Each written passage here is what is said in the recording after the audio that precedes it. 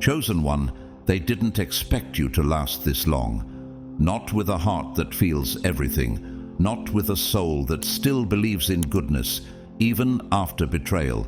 They thought your tenderness would break you. They assumed your compassion would undo you. But here you are, still standing, still soft, still full of holy fire. What they failed to understand is that softness is not surrender. It is sacred strength wrapped in silence. And now, even your enemies are admitting what they once mocked. You've got mad heart. They tried to bury your name under mockery, but couldn't drown your spirit. You didn't yell to prove your worth.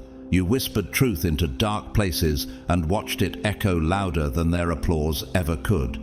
They wanted you bitter, but you stayed blessed. They wanted you broken, but you stayed open. You weren't trying to be seen. You were just trying to stay aligned. And somehow, in the process of staying true, the whole narrative changed. So, what kind of power turns private obedience into public honor without a single word? You never needed revenge to be relevant. You didn't retaliate. You rebuilt. You didn't scheme. You surrendered. And now, without lifting a finger, the same voices that once doubted you are repeating your words, quoting your peace, mimicking your posture. Why are the very ones who distanced themselves from you now drawn to your silence? There is something divine in the way your heart refused to harden, something sacred about how you held your boundaries without losing your beauty. They can't explain it, but they feel it. So if this word is piercing through your spirit, if you feel the shift that's been happening in your life, where the roles are reversing and the room is watching, comment 777 right now. You're not just surviving, you're being revealed. And to everyone who stood with this message, through your presence, your comments, your super thanks, your silent amens, thank you. You are not just supporters, you are witnesses to a divine reversal. But can we pause and ask, what kind of refining produces a heart so unshakable that even slander can't stain it? You didn't just get through, you grew deeper. You didn't lose your tenderness, you mastered your boundaries. And now, your life has become the very proof that the anointing cannot be destroyed, only delayed. Could it be that the very suffering you went through was heaven's strategy to reveal the quality of your character? Maybe this was never about silencing you, but setting the stage for your heart to be seen in full light. Chosen one, this isn't just a shift, it's a holy unveiling, and you're about to see why your heart wasn't a flaw, it was the key. The very thing they underestimated is now the very thing God is exalting. Get ready. Because what they feared about you is finally being confirmed, and this is just the beginning. God's chosen ones, even your enemies. Say it now, you've got mad heart.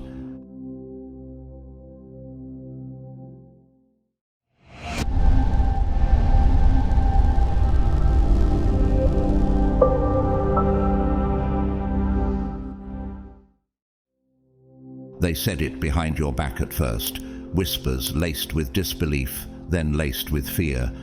That one's got mad heart.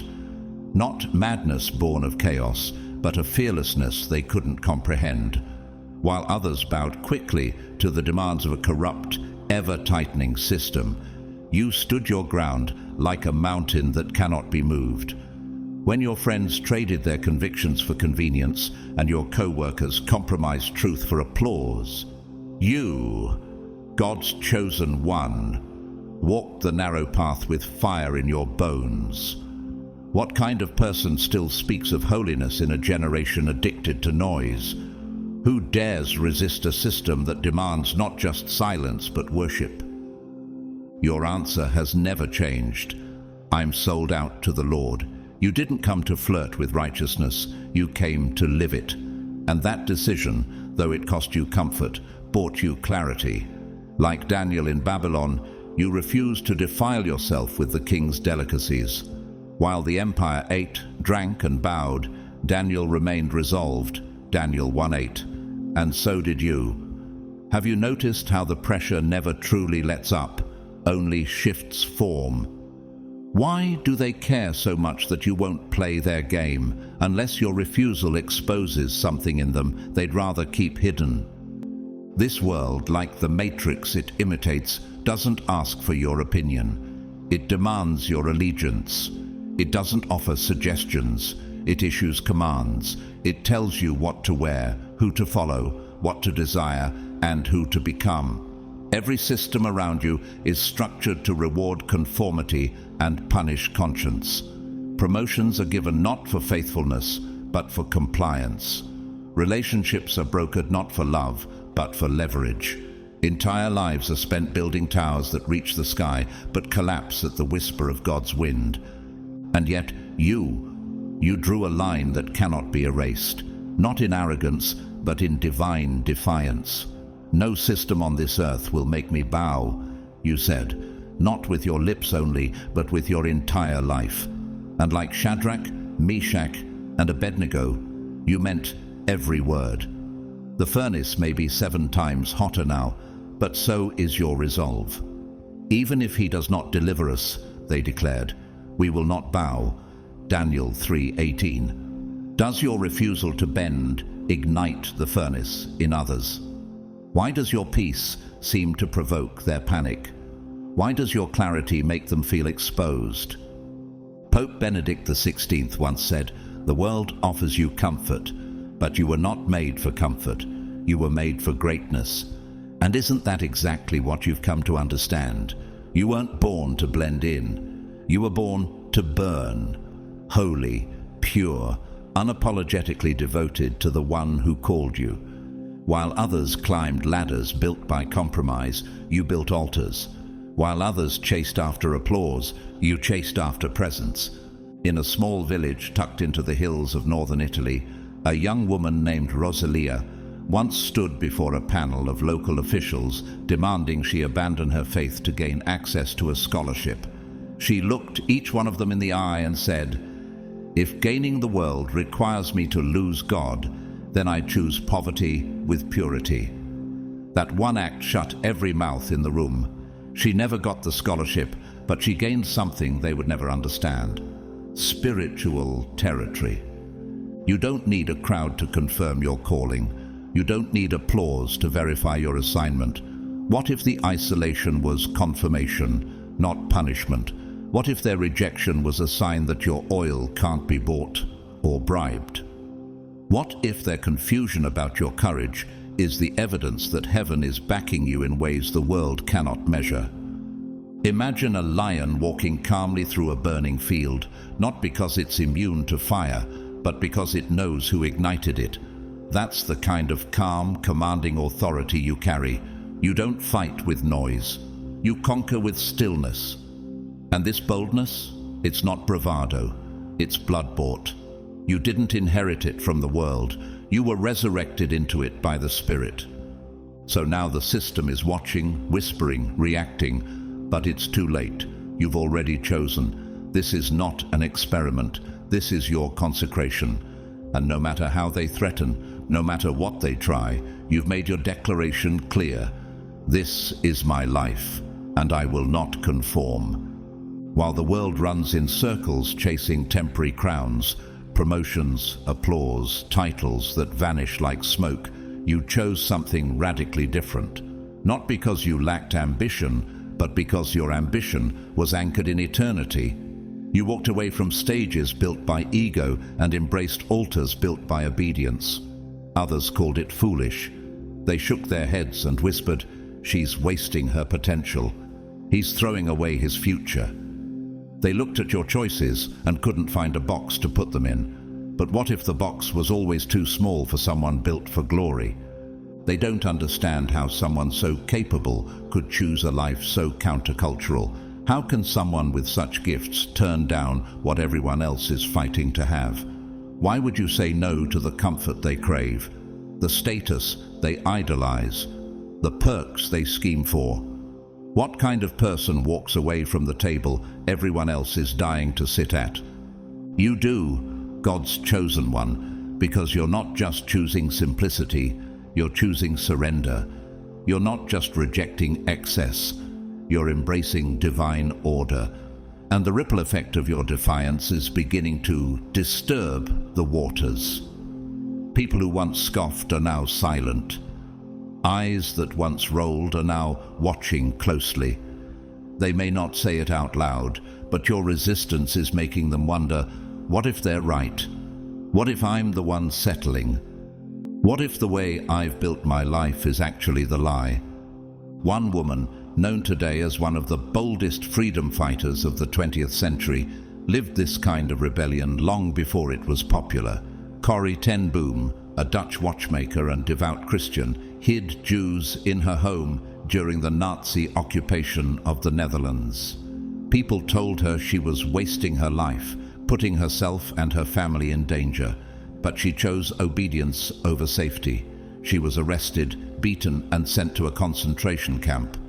Yet her story didn't end in defeat. It became a global testimony of faith under fire. "Never be afraid to trust an unknown future to a known God," she once said. And now her courage continues to ignite hearts just like yours.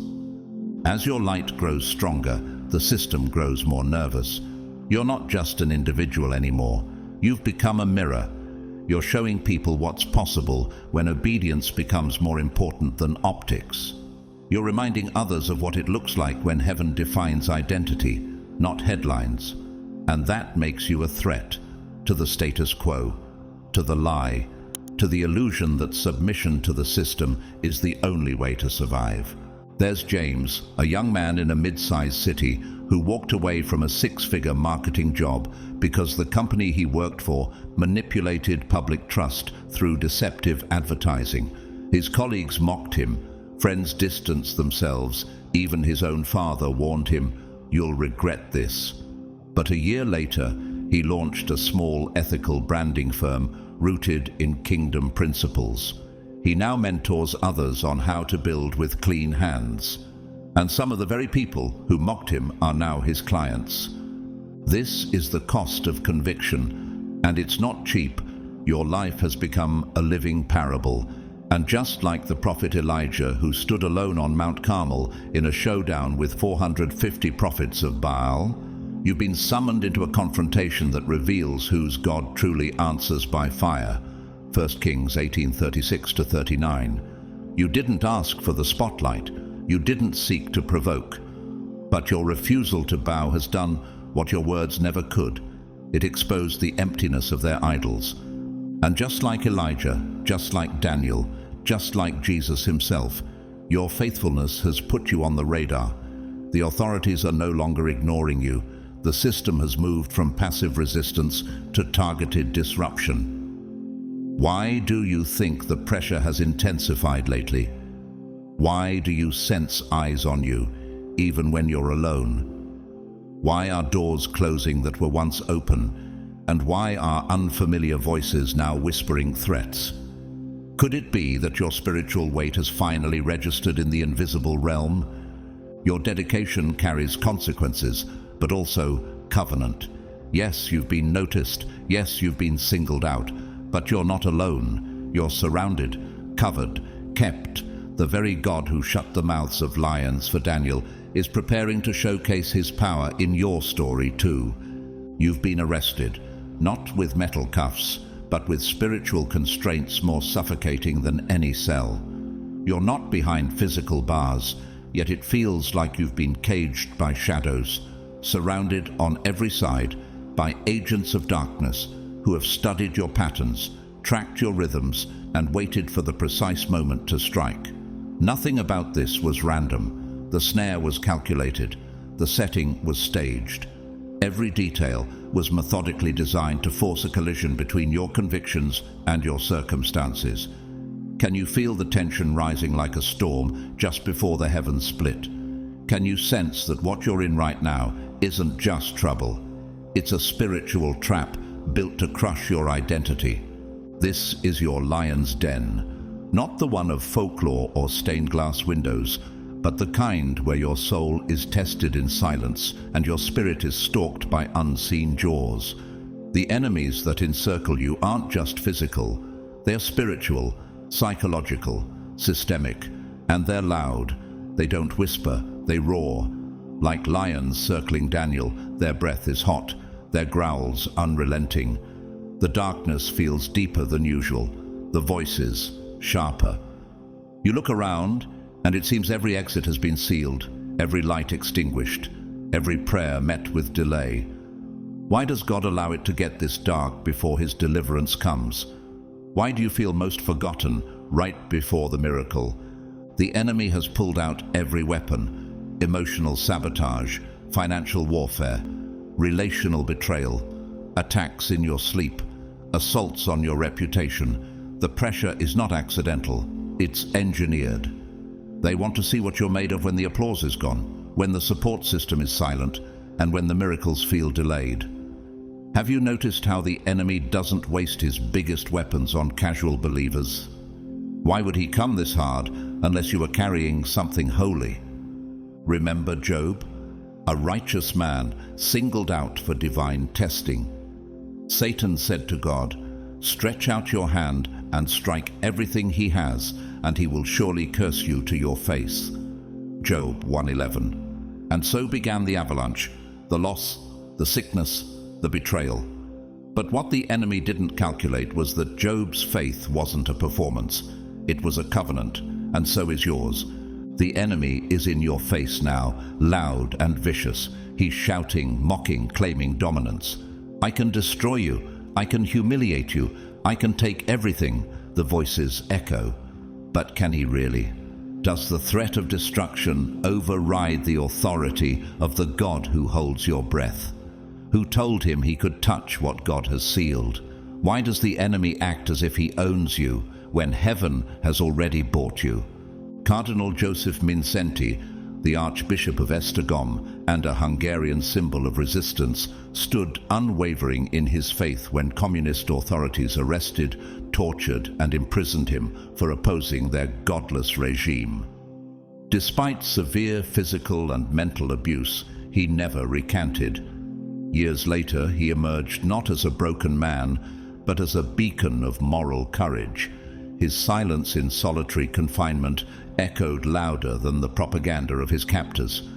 And his legacy now lives on in the hearts of those who understand that suffering for righteousness is not defeat, it's divine distinction. A young woman named Lena once worked in a medical facility run by unethical executives. When she discovered that the hospital was covering up fatal malpractice cases, she reported it. Within weeks, she was isolated, accused of insubordination, and dragged into a smear campaign that threatened her career. But she stood firm, saying, "If silence protects death, then I choose truth, even if it costs me my name." Years later, several patients' families found justice because of her courage. And now, here you are. You feel the lions breathing on your neck. You hear their snarls. You see the spectators leaning in to watch. But what they don't realize is that what's surrounding you is not stronger than what's inside you. Do they know your faith was forged in fire? Do they understand that what looks like isolation is actually insulation? Do they know your spirit has been battle-tested in silence long before this moment ever came? Picture a glacier breaking through the surface of the ocean. Only a fraction is visible above the waves, but beneath the water is a massive, immovable structure that no storm can move. That's you. They see the surface, but they don't see the depth. They hear your silence and mistake it for surrender. But deep within, your spirit is holding the line. You are not just under attack, you are under preservation. The den may be sealed, but heaven's decree is louder. The lions may roar, but your God shuts mouths. You were not placed here to perish. You were positioned here to prove that no darkness, no threat, no demon has the authority to unwrite what heaven has ordained. They're snarling now, showing their teeth not just to intimidate, but to declare war on your peace. They bear their strength like wolves around a fire, signaling dominance, trying to communicate one thing loud and clear. Resistance is pointless. Surrender is the only way out. Their movements are calculated. The expressions on their faces are rehearsed. The threats are designed to sound absolute. Why else would they be repeating the same message from different mouths? We own this. We own you. Lay down your weapons or be crushed. But the real battle isn't in their growls. It's in the psychological warfare being waged in the unseen. They know exactly where your pressure points are. They've done their research and their strategy is ruthless. They're not just targeting your surroundings, they're probing your soul. They go after your relationships to isolate you, your reputation to shame you, your resources to weaken you, and your resolve to fracture your spirit. The attack doesn't come from one side, it's a multi-directional siege. Have you noticed how the pressure is always timed perfectly with your most vulnerable moments? Why is it that the moment you start to rise, the arrows come from angles you didn't even know existed? But even in the middle of this chaos, there's a voice inside you, deep, ancient, eternal, that refuses to bow. It whispers something that doesn't match your surroundings, while everything around you is shouting panic. This voice is still. It says, this is all a show. This isn't what it appears to be. This is a scope, a coordinated illusion crafted to manipulate how you see, how you feel, how you respond. The goal isn't just to hurt you. It's to deceive you, to seduce your mind into interpreting temporary shadows as permanent realities. This tactic isn't new. In 2 Kings 6:15-17, the prophet Elisha's servant panicked when he saw enemy armies surrounding the city. But Elisha prayed, "Open his eyes, Lord, so that he may see." And suddenly, the servant saw the hills full of horses and chariots of fire, heaven's army already in place. What if that's true for you too? What if what surrounds you in the natural is being outnumbered in the spiritual? C.S. Lewis, the British author and theologian, once wrote, "The tyranny of a thing is not in its existence, but in its perceived inevitability." That's what this war is trying to do. Make fear seem inevitable. Make compromise feel logical. Make surrender look like survival. But what if you've already been given the sight to see beyond it? A man named Ezra, a former intelligence officer turned pastor, once recounted how high-level interrogators break prisoners, not by pain, but by illusion. They simulate hopelessness, false time cues, fake executions, planted betrayals. And yet, he said the strongest prisoners were those who refused to accept the illusion as truth. The moment you believe the lie, he said, you start cooperating with your captors without realizing it. And yet here you are, eyes wide open. They might be roaring louder, but your discernment is sharper. They want you to collapse under smoke and mirrors, but something in you is cutting through the fog like a sword of light. You're not reacting with panic anymore. You're perceiving with clarity. You've come to understand that the enemy's greatest power is not in what he actually does to you, but in what he convinces you to do to yourself. There's a young single mother named Mariam who once faced a barrage of legal threats and public humiliation when her former employer tried to silence her whistleblowing. She was told, "You'll lose your kids, you'll lose your name, you'll lose everything." But instead of folding, she walked into court with nothing but a Bible and her conviction. The judge, after reviewing the evidence, threw out the accusations and said, "Truth defends itself." What she thought would end her became her unveiling. Imagine a desert mirage shimmering in the heat, appearing solid but vanishing as you draw near. That's the nature of this attack. From afar, it looks unstoppable, but as your faith brings you closer to it, you begin to see it was only smoke, only fear dressed up in costume. They might have some power in the natural realm, but they cannot touch your anointing. They cannot corrupt your calling. They cannot revoke what heaven has sealed. So, Stian, don't just survive the illusion. Dismantle it. Let your clarity become a weapon. Let your stillness become defiance. because now you know the truth. The lions may show their teeth, but they have no authority over your soul. And heaven has already declared, no weapon formed against you shall prosper. Isaiah 54:17. The lions are roaring for dramatic effect, but they're actors in a performance they can't finish. The volume is high, the gestures are fierce, but the power behind their threats, it's hollow. They snarl and pace like executioners, but the chains they rattle are illusions. The intimidation is loud, but not lawful. It shakes the flesh, but it cannot reach your covenant. And yes, you probably flinched. Who wouldn't? Scripture doesn't sanitize the terror. Even Daniel, the seasoned prophet who had seen visions of empires rising and falling, was human. Imagine standing in that stone pit, darkness pressing in, and hearing the growls grow closer. The fear wasn't fake, but faith isn't the absence of fear, it's the decision to stand anyway. And now you stand in your own den. The scent of fear may linger in the air, but so does something stronger. Defiance born of devotion. You can feel your body reacting, heart pounding, breath shallow, mind racing. But your spirit is steady.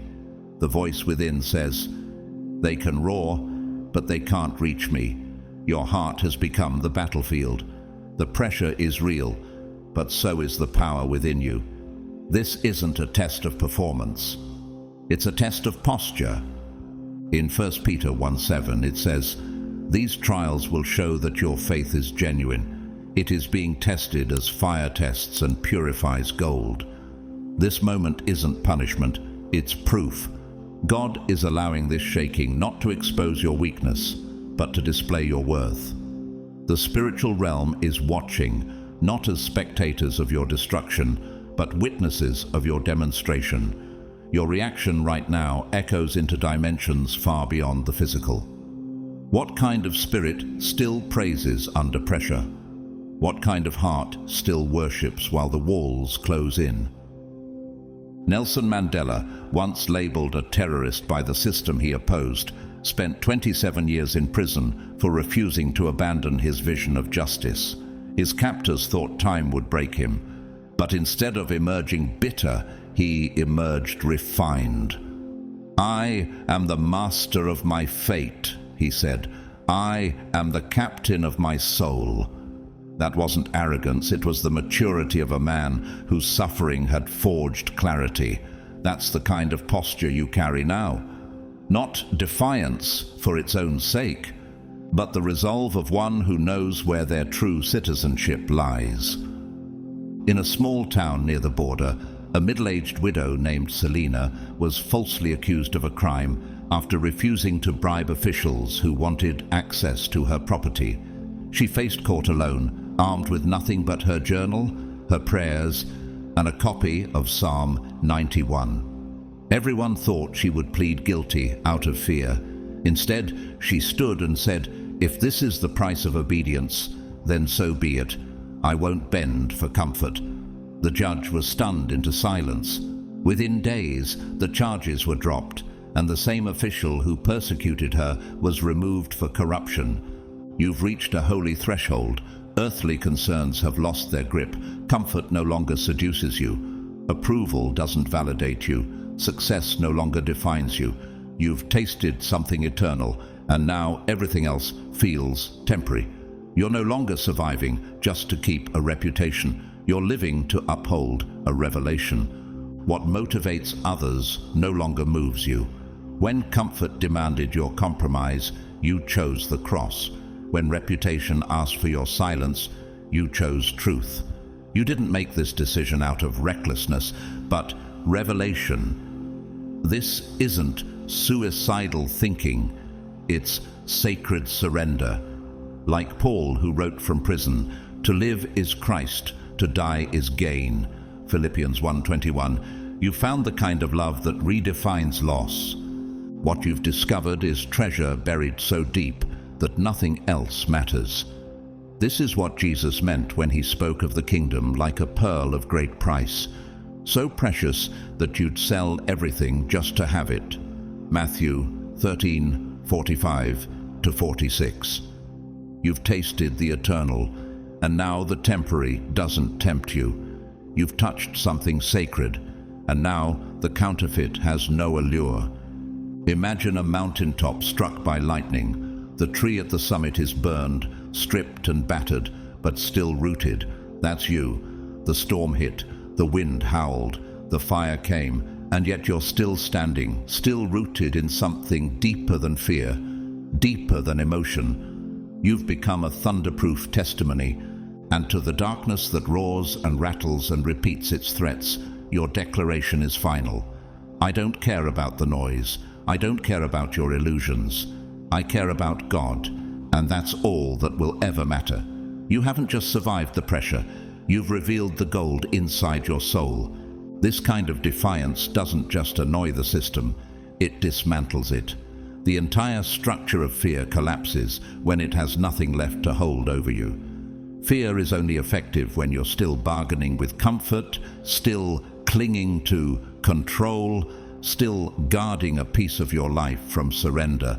But when you've already handed it all over to God, your reputation, your resources, your future, then the enemy is left with an empty arsenal.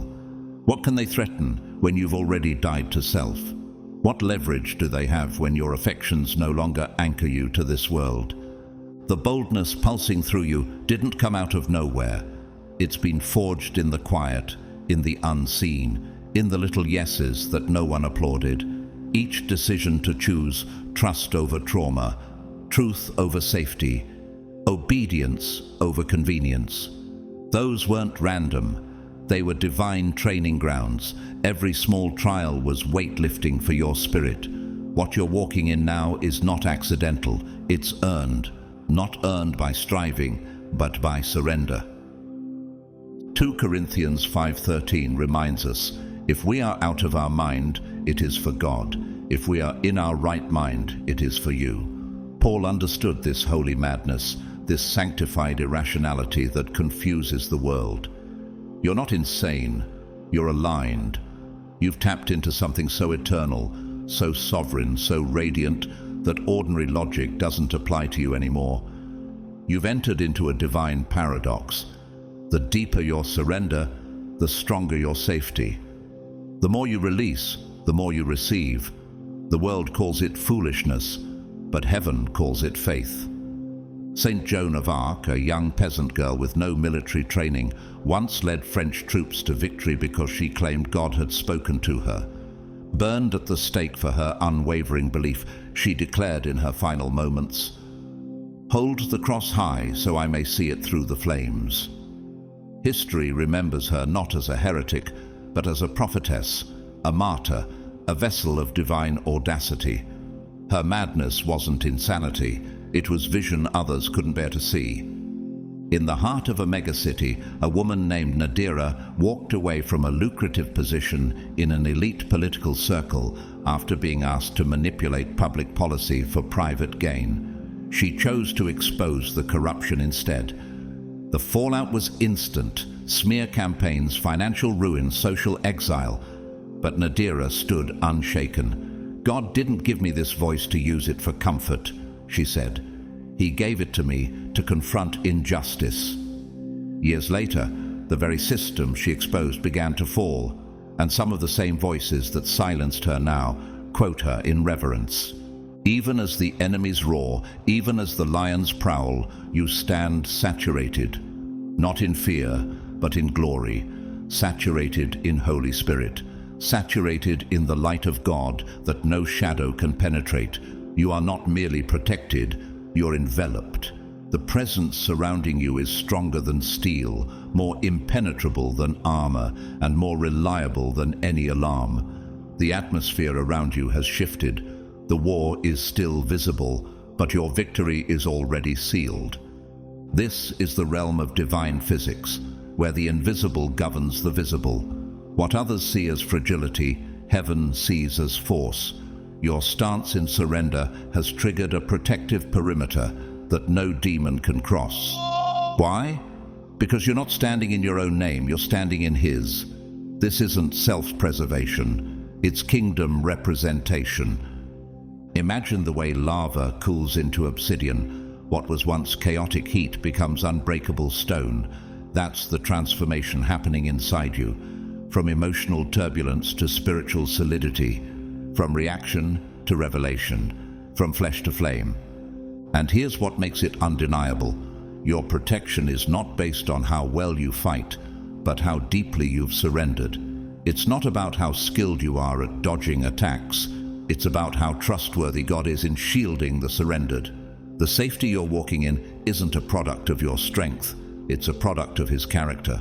Psalm 91:4 says, "He will cover you with His feathers, and under His wings you will find refuge. His faithfulness will be your shield and rampart." This is not theory for you, it's reality. You're not reciting promises, you're living in them. The darkness might still shout, but heaven already whispered, "Untouchable." Let's take a moment to honor the ones who don't just walk differently. They carry a weight most people will never understand. These are the chosen, the invisible warriors, cloaked not in status, but in spirit. They see through the noise, feel beneath the surface, and respond to battles that others don't even know exist. These aren't the loud ones. These are the ones who carry sacred silence as a weapon. They are the intercessors in the shadows, the rebuilders of ancient ruins, the keepers of the flame when everyone else is asleep. Their presence shifts atmospheres even when they speak no words. You know who you are. You don't need applause. You've never chased the crowd. While others sought safety in numbers, you chose clarity in isolation. While others built platforms, you built altars. This world may call you strange. Heaven calls you necessary. Your difference isn't dysfunction, it's design. And now, to you, the one still standing, the one the battle tried to break, but heaven reinforced. You are not weak for being tested, you are trusted. When God called you His soldier, He didn't mean you'd wear medals. He meant you'd wear scars. You've been through pain not as punishment, but as preparation. And the strength you carry now didn't come cheaply. It came through war zones that no one else witnessed. Dietrich Bonhoeffer, the German theologian and pastor, stood against the Nazi regime at the height of its terror. He was imprisoned, interrogated, and eventually executed, yet never once compromised his allegiance to Christ. When Christ calls a man, he said, He bids him come and die. His faith wasn't dramatic, it was disciplined. It didn't flinch under evil. It stood, and it still speaks. Outside the public eye, a man named Jalen turned down a high-ranking executive role after learning that the position required him to endorse unethical surveillance practices targeting innocent communities. His friends called it career suicide. He called it spiritual obedience. Years later, he started a non-profit advocating for digital justice, and his story helped shift national conversations around privacy ethics. You, too, have reached a point of no return. The enemy may have thought he could wear you down, but what he didn't expect was the fire in your bones, the holy resolve of someone who has already died to self. You're not afraid of what they can take from you because you've already given it all to God. You've seen too many divine reversals to believe this is the end. You've heard God too clearly in the midnight hour to let fear rewrite the script. Imagine an oak tree on a cliffside, weather-beaten, lightning-scarred, but still standing. Its roots run deeper than its height, and that's why it doesn't fall. That's you. You weren't built to be decorative. You were built to endure. You've survived storms that should have uprooted lesser spirits, and now your shadow offers shelter to those silently watching your stand. 2 Timothy 2:3 says, "Endure hardship with us like a good soldier of Christ Jesus." And that's exactly what you've done. This isn't about proving yourself to God. He already knows. This is about revealing to the world what faith looks like when it's lived, not just preached. This is about showing others that surrender isn't weakness, it's the ultimate strength. So thank you for not quitting when it got unbearable. Thank you for standing when others bowed. Thank you for choosing purity in a culture of compromise. What you've endured wasn't in vain. The heavens saw, the earth felt it, and history will remember it, because God is not just testing you, He is commending you. The unseen realm has fallen silent in reverence. What's unfolding in your life isn't just being observed, it's being documented in eternity. Every breath you take under pressure, every tear you cry without giving up, every moment you stand when it would be easier to flee, it's all being noted by angels who've seen kings rise and empires fall. You are now the battlefield and the spectacle. The heavens are leaning in, and the forces of darkness are seething. Their usual blueprints have failed. Their psychological war manuals are burning. You were supposed to break by now. Demons are bewildered. They've watched thousands collapse under far less. They predicted that fear would override your faith. They were counting on your humanity to override your holiness. But instead of retreating, you've been revealing. Instead of fracturing, you've become fireproof. They expected a collapse. Heaven is witnessing a coronation. The way you're walking through this storm is echoing through realms you can't yet see. Your name, yes, your name, is being spoken in angelic circles. Your response is becoming a case study in obedience. It's not just that you're enduring, it's the way you're enduring. With peace that makes no sense, with joy that's defiant, with clarity that cuts through chaos. The fire hasn't touched you the way they thought it would. The enemy expected ashes. God is revealing gold. Hebrews 12:1 speaks of a great cloud of witnesses watching us run the race. You're in that arena now, not to prove your worth, but to unveil His. Your endurance has turned into a banner. Other believers, some you'll never meet, are gaining courage by watching how you carry this season. Your life is becoming a lighthouse, not because it's easy, but because it's anointed. Corrie 10. Boom, who once hid Jewish families from Nazi forces and was imprisoned in a concentration camp, famously said, "There is no pit so deep that God's love is not deeper still." Her survival didn't just preserve her life. It ignited generations with the knowledge that faith isn't fragile. Neither is yours. What tried to bury you is now broadcasting your boldness. In a rural village battered by corruption and silence, an elderly man named Thomas refused to surrender his land to a cartel-backed development scheme. Threats came, bribes followed, and finally attacks. But he built a chapel with his own hands at the center of the disputed property and prayed there every dawn. When he died, his land was legally preserved as a sanctuary, protected by the very government that once ignored him. His legacy became a refuge for future generations seeking peace.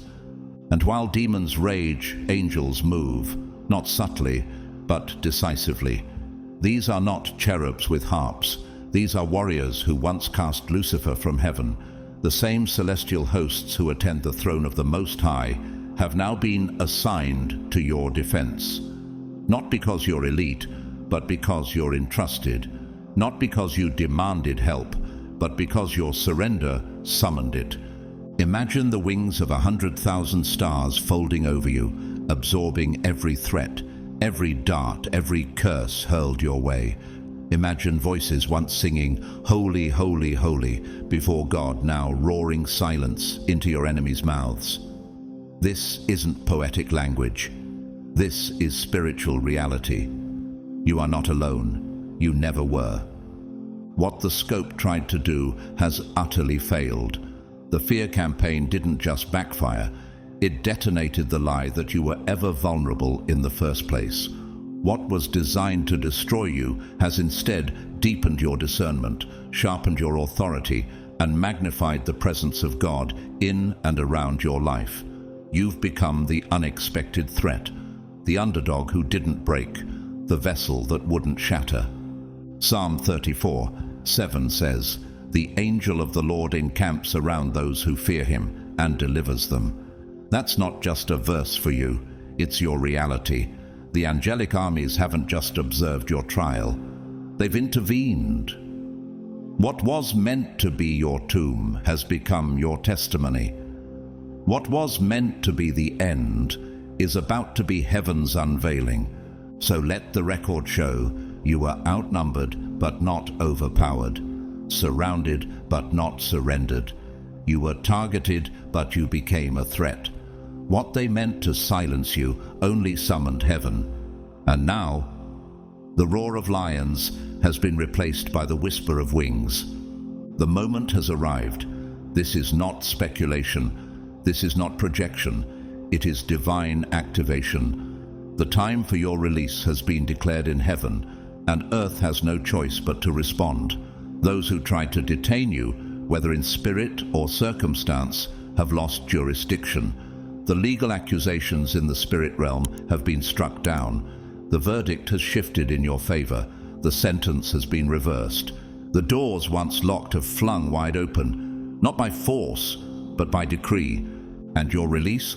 It's not just personal, it's prophetic. It's God's public demonstration that He still moves mountains, still splits seas, still rescues lions from dens and people from impossible places. What you're walking into is not just a blessing. It is a broadcast. This moment is proof that the God of Daniel is not ancient folklore. He is a living force. Your breakthrough testifies that faith is not a relic of the past. It is the most potent currency in the unseen realm. Isaiah 43:13 says, "No one can deliver out of my hand. When I act, who can reverse it?" That's what's happening now. The impossible has been reclassified as inevitable. What looked like a permanent loss is now an immortal testimony. You are no longer the one condemned. You are the one crowned. The script has flipped, and the final chapter reads like resurrection. In 1955, Rosa Parks, a quiet seamstress with relentless conviction, refused to surrender her bus seat to injustice. That decision birthed a national movement and rewrote history. Her resistance wasn't loud, but it was thunderous in the spirit. She later said, "I was just tired of giving in." Her obedience didn't just spark freedom, it proved that righteousness, when planted in ordinary soil, can still shake systems. Miles away from the headlines, a barista named Leona found herself falsely accused of theft by a regional manager seeking to scapegoat her for internal fraud. Her job was suspended, her reputation stained. Everyone assumed she'd disappear in shame, but instead she stood outside the shop every day with a simple sign, "Truth stands even when I cannot speak." Weeks later, surveillance footage surfaced, vindicating her entirely. She was reinstated and offered the manager's role. She declined. "I only needed my name restored. God did the rest." On the steps of the courtroom, people gathered to predict your collapse, but now they're witnessing your coronation. Those who expected shame are now applauding your deliverance. Their eyes are wide, not just with wonder, but with the realization that what you carry cannot be fabricated. They sense something unshakable, something fierce, something sacred. They came to mock, but they're leaving moved. The way you walked through this fire has revealed the furnace could not change your form. Even those who don't share your faith can't deny your resilience. They may not say, "Amen," but they will say, "Respect," because they saw your suffering and they watched how you handled it. They saw the pressure, and now they see the purity. An oak tree on a cliffside does not apologize for its posture. It does not flinch in the wind. Its roots go deeper than anyone can measure. That is what the world sees in you now, a life grounded so deeply in God that even your enemies have been forced to reassess your strength. The applause wasn't your goal, but it has become the fruit. The same people who once analyzed your silence are now studying your courage. Your example is being passed along. Your name is being spoken in spaces you've never entered. Your story is traveling farther than your feet ever could. Psalm 23:5 proclaims, "You prepare a table before me in the presence of my enemies." That table is set. that audience is gathered, and they're watching, some in awe, some in repentance, all in recognition that what you carry isn't performance. It's power, heaven-backed, hell-defying, legacy-defining power. And now your release marks more than a moment. It marks a movement. The lion's roar has been silenced. The accusations have been erased. The miracle has been made manifest. And all they can say now is what angels already knew. You've got mad heart. No one can break you. No one can shut you down. No person, no principality, no structure on this earth or in the atmosphere above it has the authority to intimidate what heaven has fortified. You've crossed into a realm where fear no longer dictates your decisions. The threat that would paralyze others only activates your clarity. People are starting to talk, not out of gossip, but out of awe. Whispers have turned into wide-eyed testimonies. Your name is surfacing in conversations, not because you shouted, but because you stood. What made others panic revealed your peace. Who else can walk through storms with stillness like this? Who keeps their heart unshaken when everything around them is trembling? Who stands in the face of spiritual assault and says, "Do what you must, but I will not bow"? Your boldness is not performative, it's protective. You are not reckless, you are rooted, and people feel it. The only one who could truly shake you is Jesus Christ himself. But he never comes with fear. He comes with fire and love. You belong to him. You've been grafted into the lineage of unbreakables. The King of Kings has placed his spirit within you, and that spirit doesn't flinch. It doesn't fold. That spirit reminds you daily, you are loved, chosen, sealed. This isn't arrogance, it's alignment. Why should the approval of men disturb someone who's already been approved by the throne room? 2 Timothy 1:7 says, "For God has not given us a spirit of fear, but of power, love, and a sound mind." You've embraced that truth. Even when your flesh tenses and your hands tremble, your spirit remains unmovable. The fear may touch your skin, but it cannot breach your soul. How is it that others feel defeated under lighter pressure, but you grow sharper under fire? What is it about your presence that disrupts the schemes of darkness? In 1963, James Baldwin, a writer, activist, and prophetic voice of his generation, stood unapologetically before national audiences and declared, "Not everything that is faced can be changed, but nothing can be changed until it is faced." He was bold in the face of institutional hatred, not because he lacked fear, but because he refused to be ruled by it. That same spirit, the one that speaks truth without trembling, is alive in you. People can see it, and they can't unsee it. A high school teacher named Elijah once faced expulsion after refusing to erase a student's poem about prayer from the school's creative writing journal. Told by administrators that religion has no place in public spaces, he simply replied, "Truth has no boundaries." The student's peace was kept.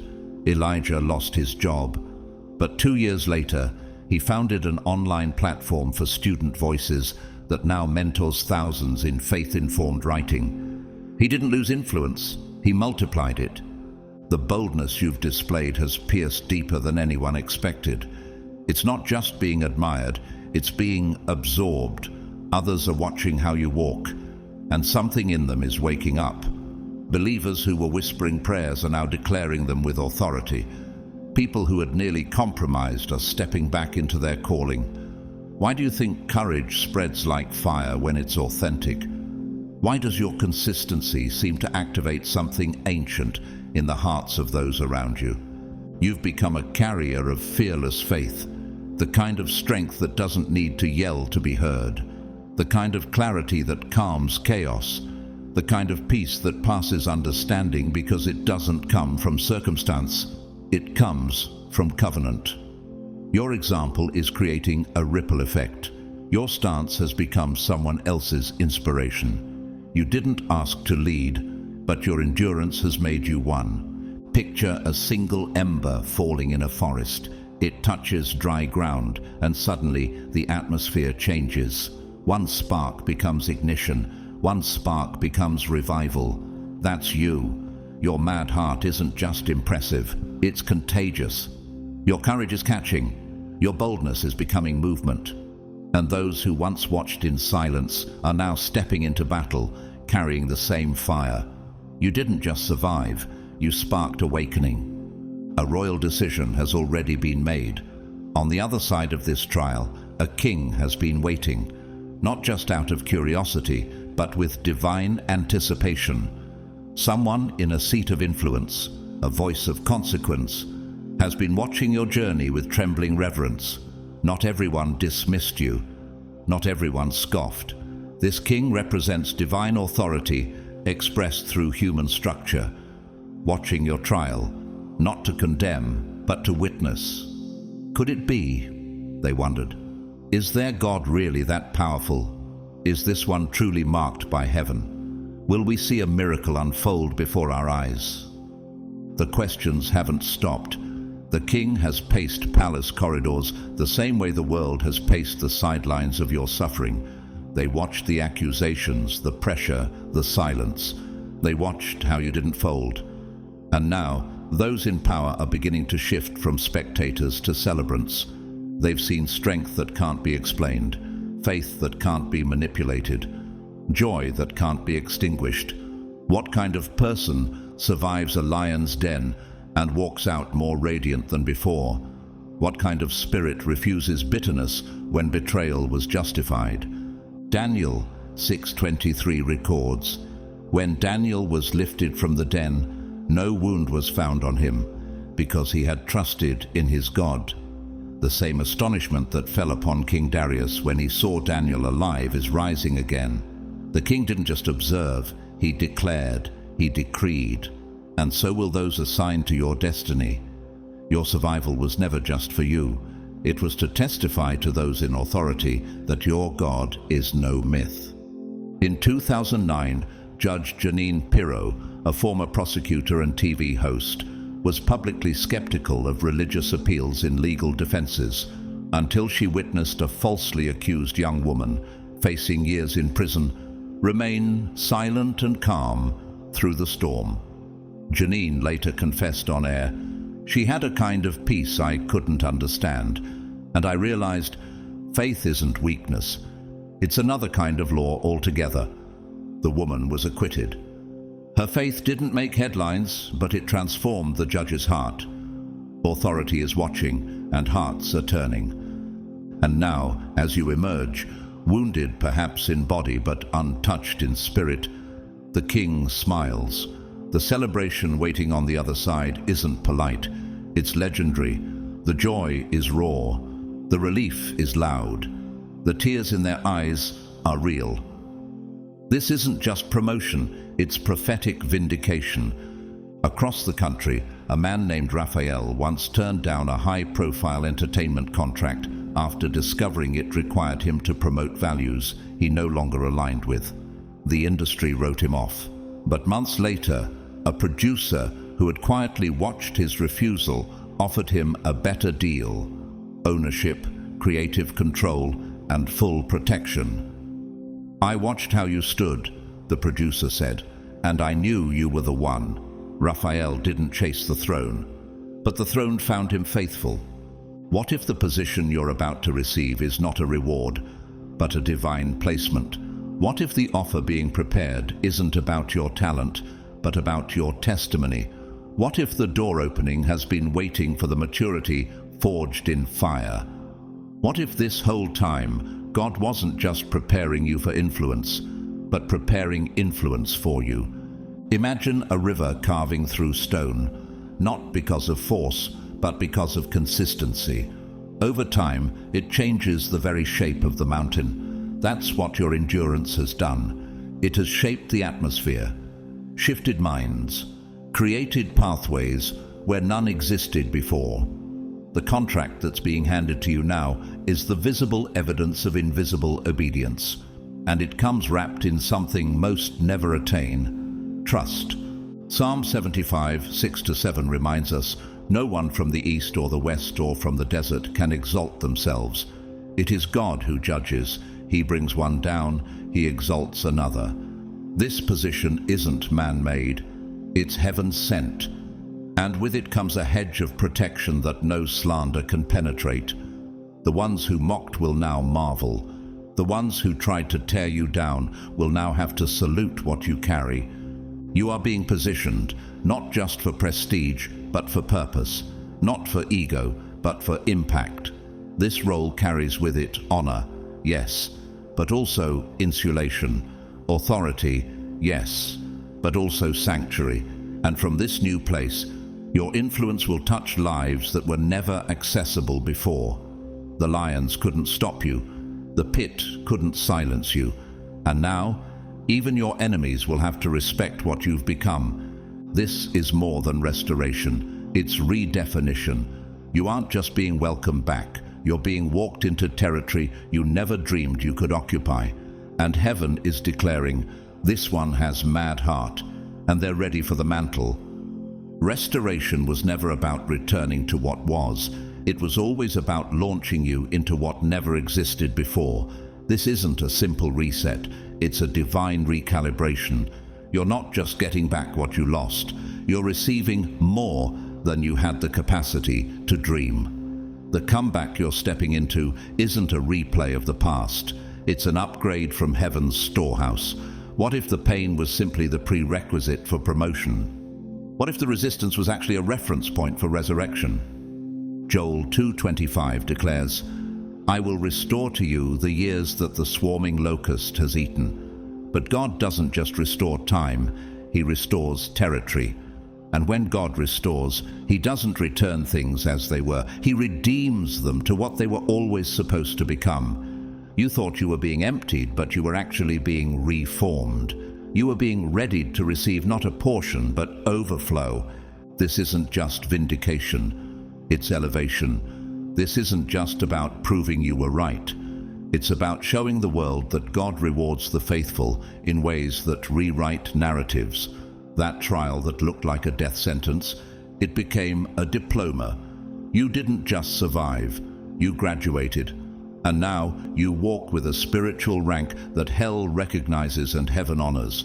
The test that tried to strip you of faith actually became the forge that purified it. The voices that tried to silence your story only increased its reach. The enemy thought the cage would break you. Instead, it built you. Why is your faith stronger than ever after so much loss? Why does your joy defy logic? Why does your clarity intimidate rooms filled with noise? In Romans 8:37 it says, "In all these things we are more than conquerors through Him who loved us." You didn't just make it out. You came out glowing. You're not just free, you're fire-tested.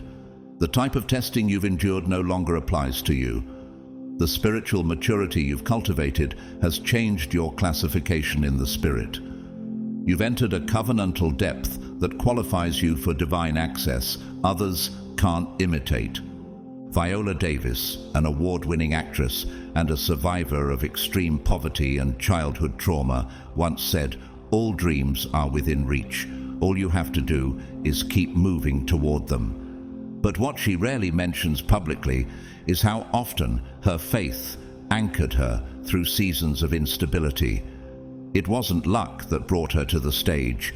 It was perseverance baptized in pain. That same pattern is visible in your life now. The world will call it strength. Heaven calls it obedience. In a remote village, a woman named Naomi worked years to build a small shelter for abandoned girls. When the building was burned down by opposition, many assumed her mission had ended. But instead of quitting, she fasted for 21 days and kept gathering the girls under a nearby tree. News of her persistence reached a global non-profit, which later funded a new facility triple the size of the original. "They tried to erase me," she said, "but fire only refined what God had already spoken. You are now standing in the never again season. Never again will you be treated like an experiment for the enemy's schemes. Never again will your faith be toyed with by the hands of manipulation. You're done with cages. You're done with fear tactics. You've been marked as unshakable. Why would God let you return to systems you've outgrown? Why would He permit the same test again when you've already passed with distinction? You're not just recognized, you're revered. And not because you demanded honor, but because you carried humility. Not because you chased applause, but because you chased presence. The supernatural glow that now surrounds you isn't hype, it's holiness. People can sense it. They don't know how to explain it, but they feel it when you walk in the room. Something about your presence says, this one has been with God. Visualize the core of the earth, molten, radiant, pressurized. It's hidden from view, yet it fuels everything above it. That's the kind of fire burning in your heart now.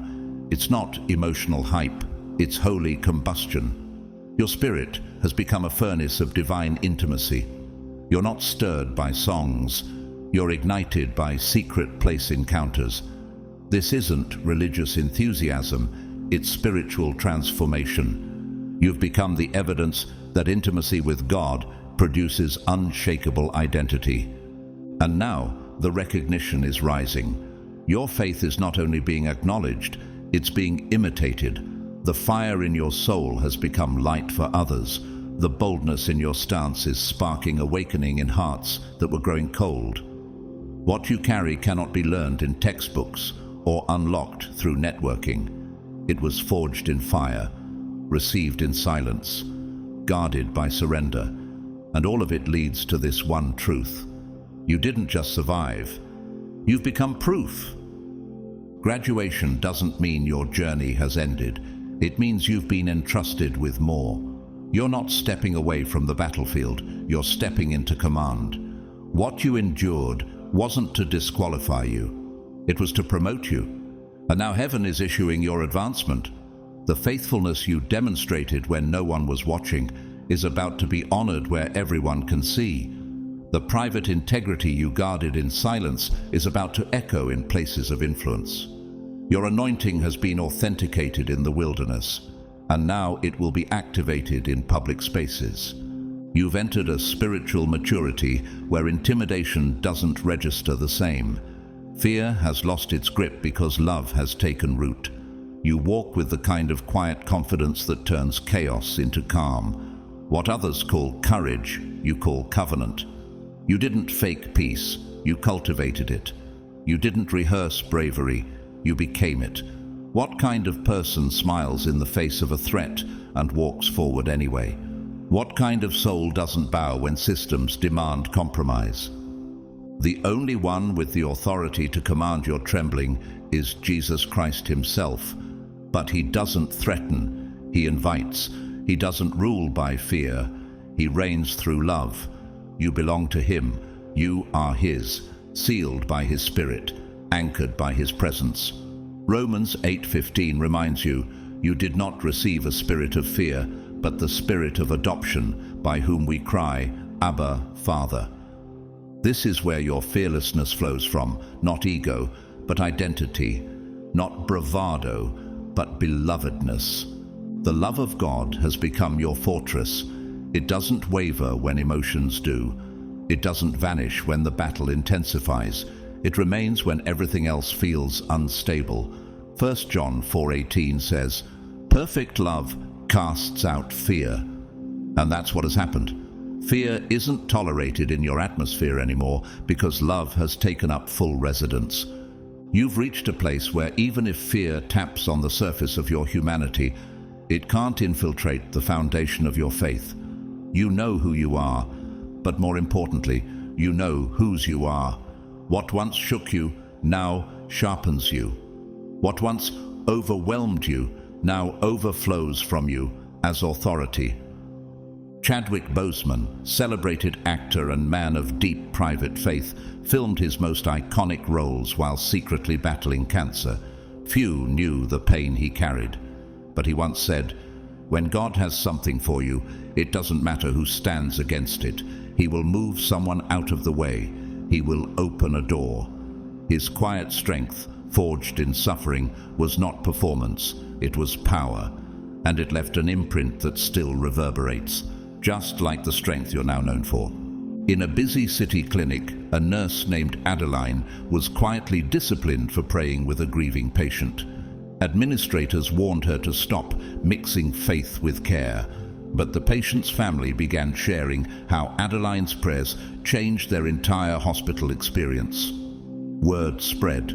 Months later, hospital leadership offered her a new role, head of spiritual wellness for terminal care. Adeline didn't fight for recognition. Her faith fought for her. That's the kind of influence you're stepping into now. Not because you chased position, but because your posture attracted promotion. Not because you demanded a platform, but because your perseverance built one. What if the storm wasn't meant to sink you, but to reveal that you've become the storm? Imagine the way tectonic plates shift deep beneath the ocean. Silent, powerful, and unstoppable. That's what has occurred within you. An inner restructuring, a holy realignment, an unshakable confidence that can't be undone by surface turbulence. Your foundation has been reset at the core. This isn't the end of your story. This is the beginning of a new chapter, one where you lead with divine confidence and walk in unshakable assurance of God's protection and purpose. You've been prepared by trial, equipped by fire, and anointed through pain. What you carry now cannot be taught, it had to be lived, and heaven trusted you to live it. The lions tried to devour you, but couldn't. The system tried to break you, but failed. Fear tried to control you, but was cast out. Intimidation tried to mute you, but your voice only grew louder. The pressure tried to bend you, but your spine became steel. The threats tried to make you flee, but your feet stayed planted. And now the world is beginning to understand what heaven has always known. You've got mad heart. Chosen one, let this truth settle into your spirit like fire meeting dry wood. You didn't just survive the storm. You were refined by it. What they tried to shame, God has chosen to showcase. What they labeled as reckless, heaven now calls fearless faith. You've proven that mad heart isn't wild arrogance. It's holy defiance against fear, compromise, and silence. And now, even your enemies can't deny it. You're walking proof of what happens when someone refuses to bow to anything but God. This isn't just your testimony. This is a ripple in the spirit. Because your stance, your resilience, your endurance, it's awakening something in others. You may never know how many people found strength because they saw you stand. You may never hear the full story of how your fire reignited someone else's fading flame. But heaven knows, and heaven is not finished with you. In fact, heaven is just getting started. So walk boldly into this new season, not with pride, but with posture, not seeking validation, but carrying confirmation. You are not the same, and you never will be. You've got mad heart, and now the world knows it too. If this message stirred your soul, comment mad heart below as a public declaration that fear no longer has dominion over you. Like, share, and subscribe so that more chosen ones, more silent warriors, can rise up with the same fire. And to those of you who have been blessing this channel through super thanks, I see you. I appreciate you deeply, and may God multiply your generosity in ways you never expected. But whether you've given or simply tuned in, thank you. Your time, your heart, your hunger for truth, it matters. It shapes this community into something sacred. So I bless you now, in the mighty name of Jesus Christ. May the boldness of lions rise in your spirit. May peace wrap around your mind like armor. May your steps be steady, your purpose be clear, and your fire never go out. You've got mad heart, and it's only the beginning. Amen.